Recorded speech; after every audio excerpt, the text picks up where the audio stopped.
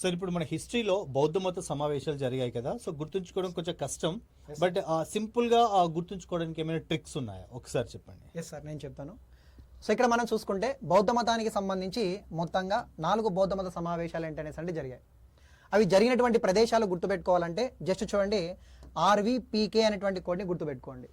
Are for Rajagriham, V for Vaishali, P for Pataliputram, K for Kashmir లేదంటే కుందలవనం.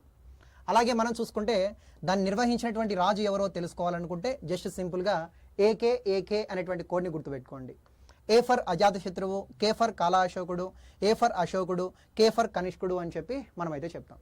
అలాగే వాటిని ఎవరు అధ్యక్షత వహించారు అనేటువంటి విషయానికి సంబంధించి ఎంఎస్ ఎంవి అనేటువంటి కోడ్ని గుర్తుపెట్టుకోండి. ఎం అంటే మహాకాశ్యపుడు, ఎస్ అంటే సభాగమి, ఎం అంటే మొగలిపుత్తతిస్స, వి అంటే వసుమిత్రుడు అని చెప్పి మనమైతే చెప్తాం.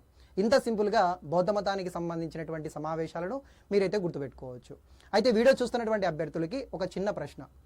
బౌద్ధ మతానికి సంబంధించి ఏ బౌద్ధ మత సమావేశంలో బౌద్ధ మతం తొలిసారిగా 2 భాగాలుగా విభజించబడింది?